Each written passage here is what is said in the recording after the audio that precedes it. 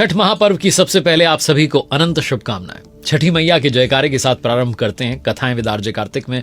छठ की कथा आपको सुनाते हैं। भगवान सूर्य की आराधना का पर्व है, आस्था और अमर परंपरा का पर्व है। बहुत समय पहले एक राजा थे, प्रिव्रत उनका नाम था, उनकी रानी का नाम था मालिनी। राजा और रानी के पास में सब कुछ था, वैभव, संपत्ति, सम्मान, पर संतान नहीं थी।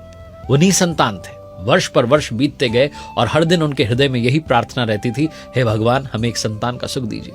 पर ईश्वर मौन रहे। आखिरकार राजा रानी ने एक दिन महर्षि कश्यप को अपने राजमहल में आमंत्रित किया। महर्षि कश्यप ने कहा कि राजन, पुत्र प्राप्ति के लिए पुत्रेष्टि यज्ञ कीजिए और जो खीर यज्ञाहुति के रूप में निकले उसे रानी को अर्पित कीजिए। यज्ञ हुआ और उस पवित्र खीर को रानी मालिनी ने श्रद्धा से ग्रहण किया। कुछ ही समय में वो गर्भवती हो गई। राज्य में उत्सव छा गया क्योंकि एक उत्तराधिकारी आने वाला था। परंतु जब वो दिन आया, रानी ने जिस दिन पुत्र को जन्म दिया, वो पुत्र मृत था। पूरा राजमहल शोक में डूब गया। राजा अपने पुत्र के शव को लेकर शमशान पहुंचते हैं। आंखों में आंसू थे, दिल में पीड़ा थी।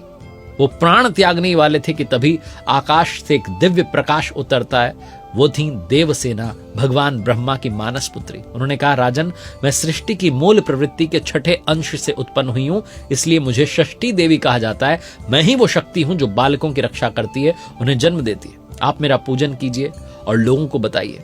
राजा ने विधिवत पूजा की कार्तिक शुक्ल षष्ठी के दिन, और कहते हैं देवी की कृपा से उन्हें एक सुंदर जीवित पुत्र की प्राप्ति।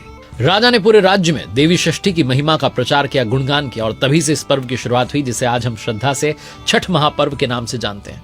सदियां बीत गईं पर परंपरा आज भी जीवंत है, क्योंकि छठ केवल एक व्रत नहीं है, मातृत्व, भक्ति और आस्था का उत्सव है। कहते हैं कि छठी मैया भगवान सूर्यदेव की बहन है और इस पर्व में भक्त जो है सूर्यदेव की उपासना करते हैं ताकि छठी मैया प्रसन्न हो। इसीलिए इसे सूर्य षष्ठी व्रत भी कहा जाता है। छठ की कथा रामायण से भी जुड़ी है। कहते हैं कि जब भगवान राम रावण का वध करके माता सीता और लक्ष्मण जी के साथ अयोध्या लौटे तो कार्तिक मास की शुक्ल षष्ठी को माता सीता जी ने षष्ठी देवी और सूर्यदेव की आराधना की थी। अगले दिन सप्तमी की सुबह उन्होंने पुनः सूर्योदय के समय जो सूर्यदेव को अर्घ्य दिया और उनसे आशीर्वाद लिया कि उनके राज्य में सदैव सुख और समृद्धि बनी रहे। महाभारत काल में भी इस पर्व का उल्लेख मिलता है। एक प्रसंग है जब सूर्यपुत्र कर्ण जो है, जिनके बारे में कहते हैं कि हर दिन वो घंटों तक कमर तक जल में खड़े होकर के सूर्यदेव को अर्घ्य देते थे। उनकी तपस्या और भक्ति से प्रसन्न होकर के सूर्यदेव ने उन्हें अद्भुत तेज और अपराजेय शक्ति दी। कर्ण की यह परंपरा आज भी जीवंत है, जब हर व्रती जल में खड़े होकर सूर्यदेव को अर्घ्य अर्पित करता है।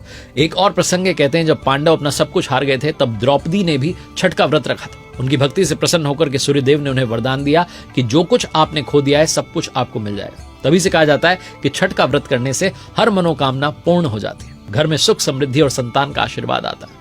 छठ पर्व वर्ष में जो है 2 बार मनाया जाता है।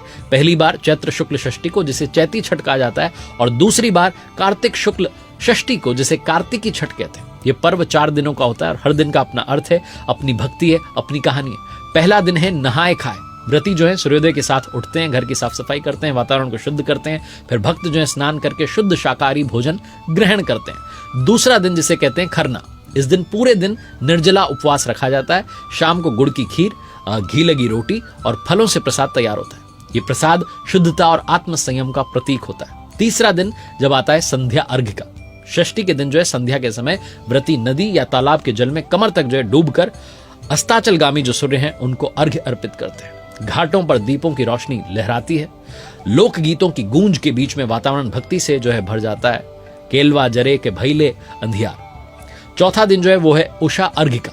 अगली सुबह सूर्योदय से पहले घाटों पर भक्त जो है वो एकत्रित होते हैं। सूर्य की पहली किरण जब जल की सतह को छूती है तब व्रती दोनों हाथ जोड़ करके उगते सूर्य को अर्घ्य देते हैं। ये दृश्य जो है हर आत्मा को भक्ति से भर देता है।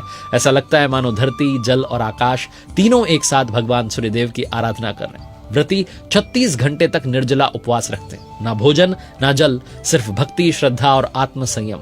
कहा जाता है कि जो इस व्रत को पूरे मन से पूरा करता है उसे छठी मैया जो है स्वयं आशीर्वाद देती हैं। इस दिन शुद्ध घी का दीपक जलाया जाता है। 7 प्रकार के फूल, चावल, तिल, चंदन और सुगंधित जल से सूर्य भगवान को अर्घ्य दिया जाता है और 108 बार जो है मंत्रोच्चारण किया जाता है।